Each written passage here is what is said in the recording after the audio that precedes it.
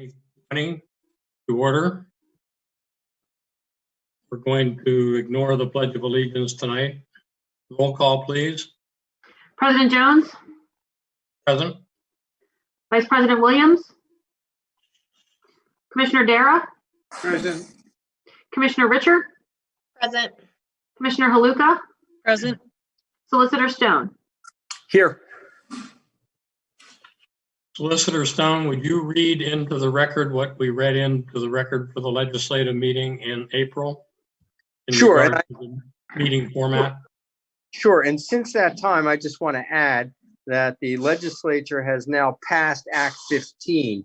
Act 15 essentially memorializes by statute the public meeting procedures that we have already implemented. And so I'll read the statement, but again, I just want to make the record clear that we are now complying with Act 15 and not just guessing at what the best procedures would be.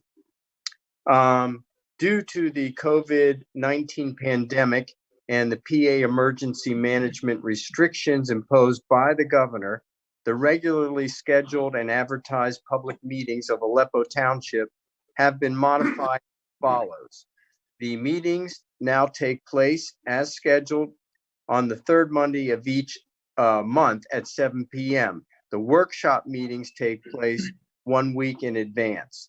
The municipal meeting building will be closed to visitors, but the public is encouraged to participate by submitting comments to the manager via email or other electronic means ahead of the meeting, or by submitting their comments by electronic means during the meeting. Instructions for submitting comments will be posted on the township website. The meeting will be restricted to essential business only and may proceed in a modified manner in accordance with Act 15, with one or more commissioners attending remotely through authorized electronic telecommunications. The meeting agenda will be posted on the township's website 1 week prior to the meeting. Unofficial minutes will be published no later than 3 days after the meeting. These procedures will remain in effect until the governor's emergency declaration is lifted, at which time the township will resume its regular meeting procedures and will welcome the public back to attend in person. Thank you, Harlan.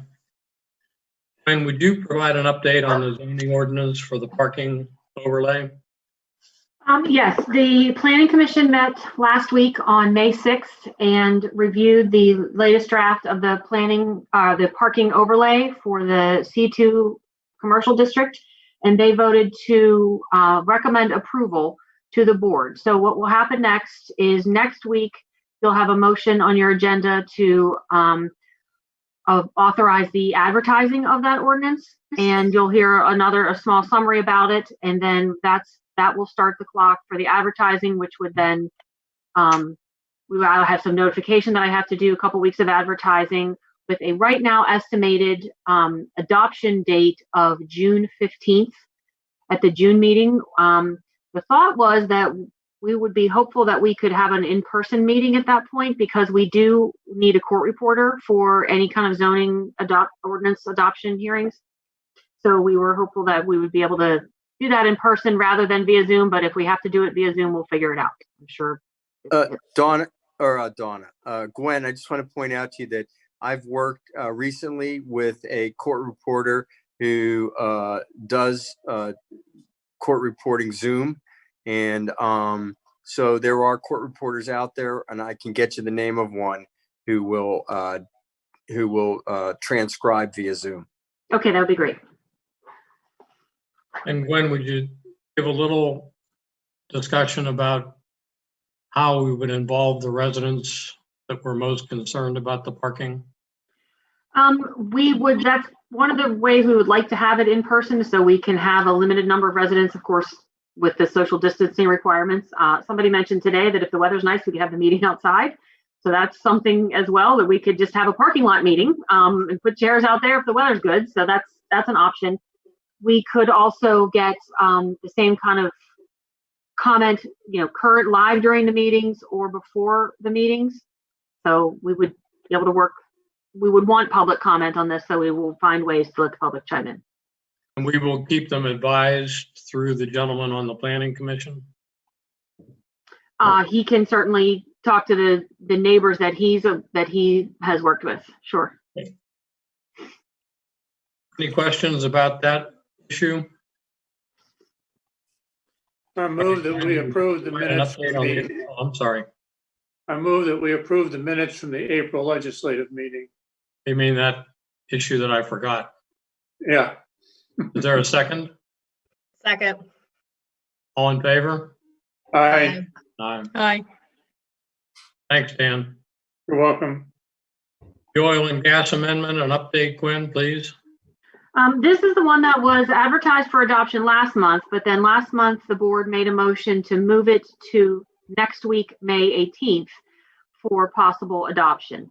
However, we are still having remote meetings. We still need a court reporter, and we still need to have a public hearing for that also. And so since we now have this other zoning ordinance that may be coming in June, it might be wise to consolidate those two issues and have them both considered at the June 15th meeting by the board, so that we could do it all in one evening and we could have, comment on both issues, and then they would go forward then. So it's up to the board if you want it on the agenda for next week, or if next week you'd like to make that statement again that just postpones it to the June meeting. Harlan, is there any problem with combining the hearings? No, absolutely not. The only downside or the only risk is that if one of them requires more time than the other, or if both of them have a large amount of citizen participation, then you might have a long meeting. You might end up devoting most of your meeting to those hearings. On the other hand, in terms of efficiency, I wouldn't expect you're going to get a lot of comment on either one of them, and it's certainly legal and expeditious to handle them both at one time, and may even be cheaper as far as having the court reporter make one appearance. Are we able to, so for the June 15th meeting, are some of us able to meet in the room, like Gwen and myself, to meet with the, citizens that are there for citizens participation and do a hybrid Zoom while we're there present? Maybe Dave would have to answer that for us, but I don't know. Having two Zoom receptors going on in the same room is a disaster. I think it could be one, Well, because we have a camera in the room, right? right. Okay. My concern about that, though, Amy, is it would work, but if you get too many people there in the middle of people coming in, you're going to have to change the game plan, because you're not going to be able to do very good social distancing in that room.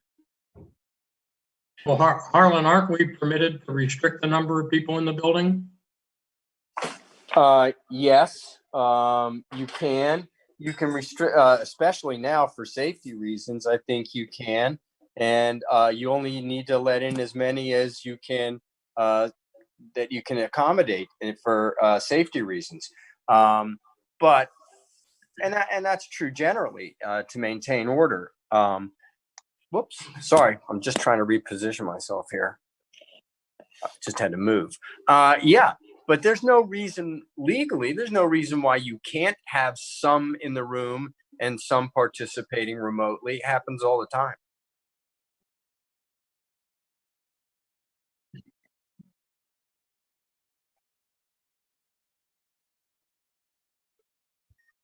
Okay.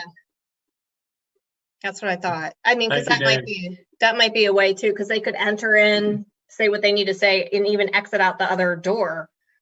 We could even, direct traffic properly for that. Should that be, I mean, I think it needs some more discussion to fine tune it, how to make sure that we get the proper participation, especially moving both to, if we do move both to the June meeting. Any other comments specifically about the oil and gas amendment? I think moving the two to the same date makes sense. So do I. Yeah. When the sewer and rate change ordinance, provide an update. That was advertised for adoption next week. It doesn't, you can have the public hearing just like this via Zoom. You don't need a court reporter for that.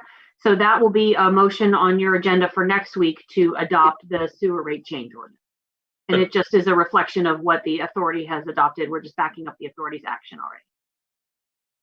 New streets, I'm sorry, any other questions or discussion about the sewer rate change? All right, new street signs. Gwen, once again, just tell us the status. So we have some samples up there at the corner of Glen Mitchell Road and McCoy Place. We have two samples up. There's a green one with a, we call it the bump out around the top where there's the logo in the top part. There's a white one up. That was an option. The white one has a logo on the side, on the same plane as the lettering. So we're just looking to see which ones the commissioners were interested in. We've been taking an informal vote for people that have seen them at the building and come in, and so we know which one is in the lead right now, but we wanted to let the commissioners weigh in and see if you had any thoughts, opinions on the sign options. Our thought was that whichever one was selected, it would be the same color on both signs. So while you see two different color signs up right now, the winning sign would be all one color on both signs on a post. I love the green one. Okay. Gwen, have you received any preferences prior to this? Prior to this, yes, I have. We have had a lot of casual votes of people coming in, and yes, there's one that's definitely leading. Which is that? Should I tell? Sure. The green one is in the lead right now. No, all I heard was the green. I think it's a great idea. Okay. I agree. Okay. Anyone right, else have anybody- input on the street signs? So if that's all for that, then we're going to place an order. We're going to start, we'll do it in phases through the township, but we're going to start ordering new signs for the intersections, and you'll start to see them go up over the summer. Have we already authorized this? A year and a half ago, probably. Yes. It's just been a long process. Maybe we should refresh a motion next week just to authorize the purchase. Sure. I'll do that. Okay. New business, sewer bond refinancing. I don't know how many people have seen the timeline for that, but we are to authorize a finance committee to begin that process tonight. And I believe when it'll get serious in July. Yes, Zach will actually be at our meeting next week to present the timeline. Zach works for PFM, Zach Williard, and he will be attending our Zoom meeting next week to explain what the process, explain the motion that he'll be looking for, and to give us a summary of the market situation and what the timeline would be heading forward. Just some basics. It looks like the September would be the settlement of financing for this refinancing. And set rates in July, I think. Credit rating interview call in July. Yes, not the rates, meaning not the bond rates and not sewer bill rates. That's unrelated to this. That would be a later stage. So all commissioners have a copy of their initial projections. They got a copy in your packet. You had a copy of this timeline, and then this initial projection. Okay. If you didn't, even several months ago, a refinance looked like it would be a very good thing to do. More than likely, we'll hear that it's even better now because interest rates are pretty low across the board. So we'll have Zach from PFM give a presentation next week and keep our fingers crossed. Any other questions or discussions regarding the sewer bond refinancing?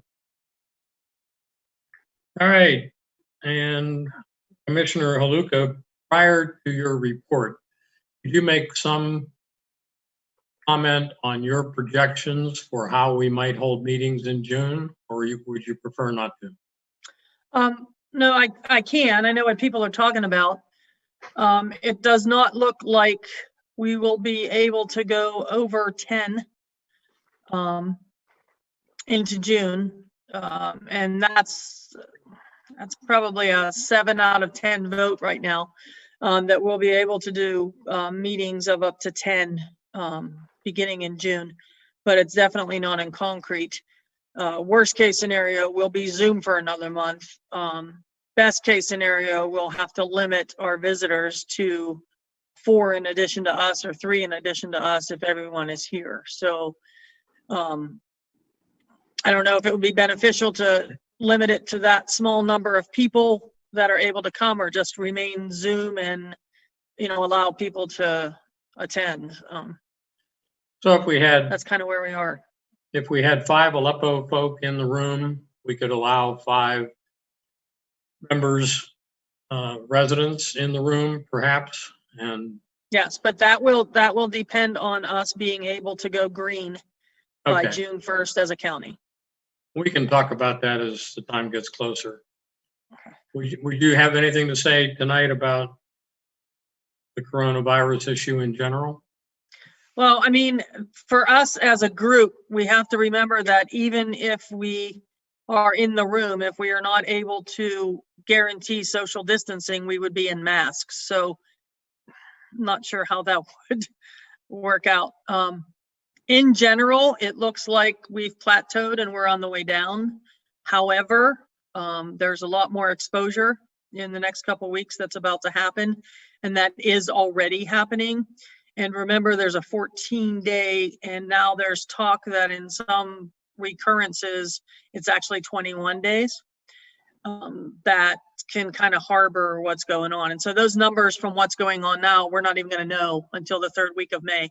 And so if that re-peaks, we're certainly going back to where we started. So there's a lot of talks about what to do with swimming pools. Most public pools are not going to open at all. I don't know if you've noticed, a lot of the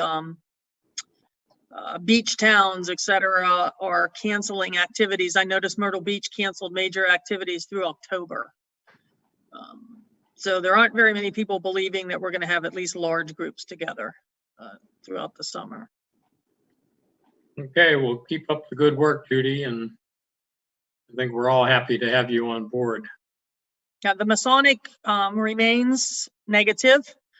In fact, Eric's been really great to work with. I got a thank you card from him. As much as he hated Did you hear that? closing Knock on down wood? very early, he sent me a thank you card that said everybody should have a Judy. So he's kind of settled into the fact that it was necessary and it remains necessary. It's a little bit like herding cats. The people that you're actually trying to keep safe sometimes are the most resistant to being safe. So there's a little of that going on. Our biggest challenge so far as an EOC is making sure that there's PPE for Masonic. And we've been getting that actually privately.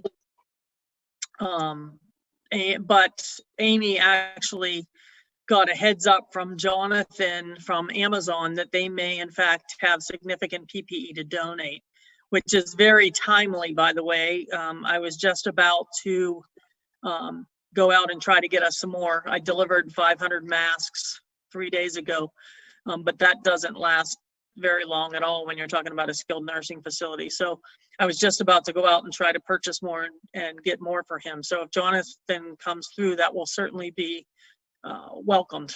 He has not gotten back to me. I did send him an email explaining, what the Masonic is, what they need, why they need it, etc. So I'm just waiting for him to get back to me, Amy.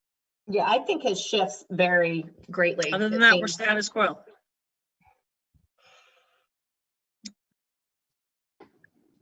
Other than that, Okay. we're status quo. Our biggest worry now is the upcoming election. Okay, thank you, Judy. Is there Eric any and I are other, going to talk about. Yep. any other new business? Nope. Just figuring out the election. Well, then everybody stay healthy and well. We'll have some good weather coming up, and the meeting is adjourned. Thank you. Thank you.